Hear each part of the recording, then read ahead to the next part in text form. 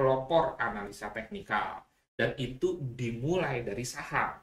Tetapi sampai dengan sekarang, Dow teori ini masih up to date untuk kita gunakan, dan bahkan bisa digunakan bukan hanya di saham. Bisa juga di forex, gold, cryptocurrency, dan lain sebagainya. Nah, ini ada 6 prinsipnya nih. Sabar ya, sebelum masuk tren. Nah, ini ada 6 prinsip Dow teori. Ini dasar dari analisa teknikal yang menurut saya wajib diketahui.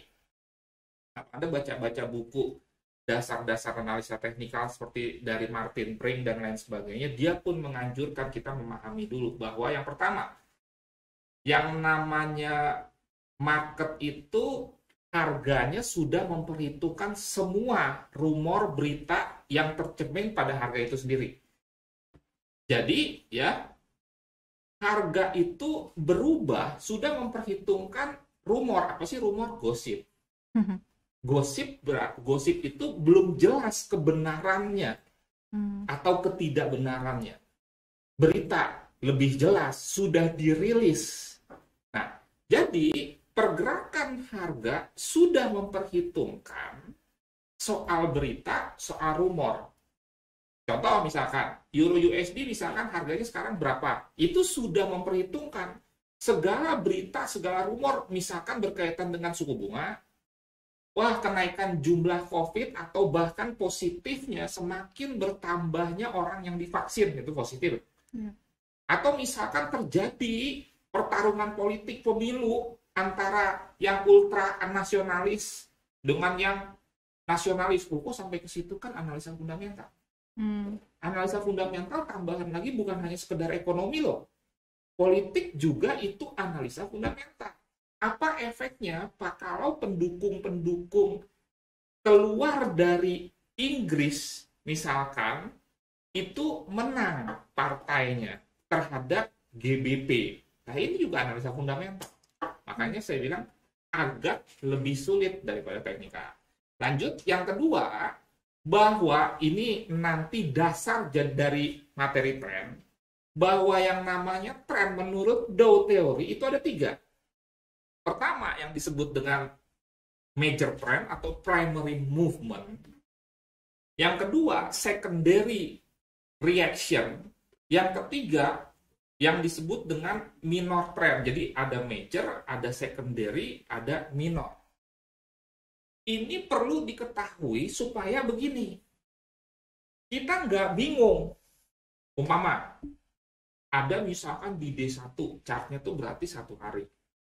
Dia naik, tapi di H4, di time frame yang lebih kecil, apalagi itu time frame-nya. Semakin banyak istilah ya Pak. Mulai banyak. Ya, dan jangan pusing. Sama saja seperti kita memasuki sebuah bisnis, misalkan bisnis makanan, bisnis kue.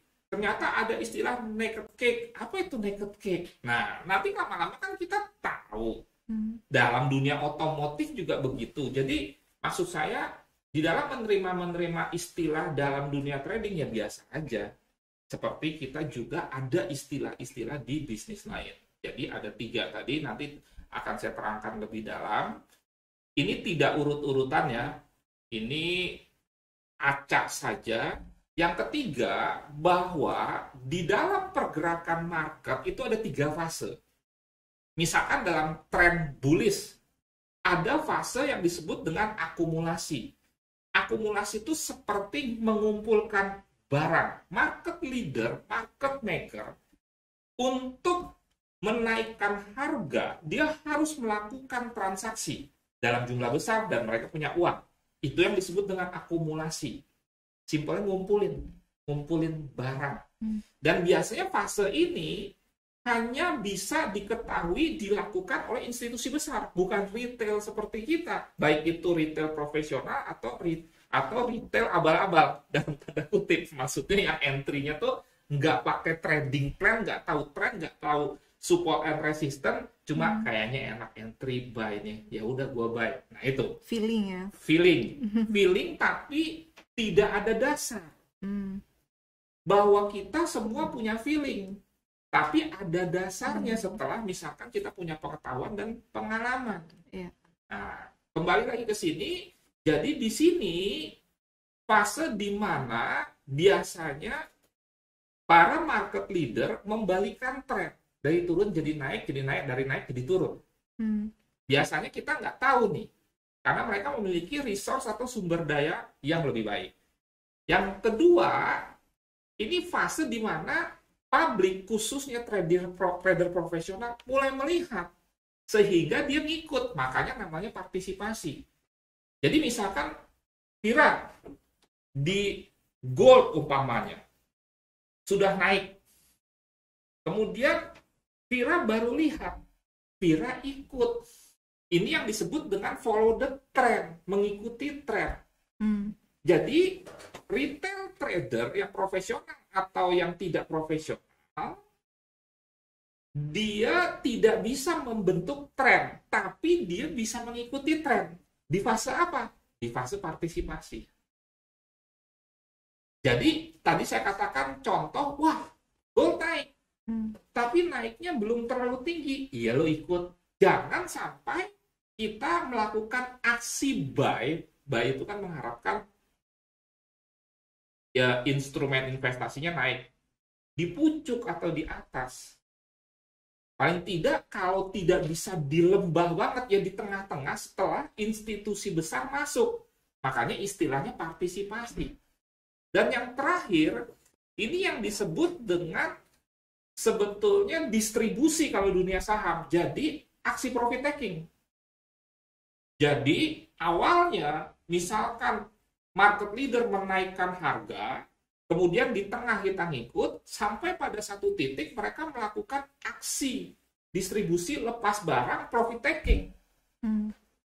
Ambil keuntungan. Pada saat mereka mengambil keuntungan, berarti kan transaksi kan sedikit, transaksi pembelian, harga turun. Nah, yang tidak paham, dia baru buy di atas. Harga sudah keburu turun. Makanya poin 2 dan 3 dari Dow Theory ini benar-benar harus kita kuasai dan diterapkan di dalam trading. Artinya kita tahu sekali lagi yang dimaksud dengan major trend itu apa. Artinya kita tahu kira-kira ini fase akumulasi apa fase misalkan distribusi.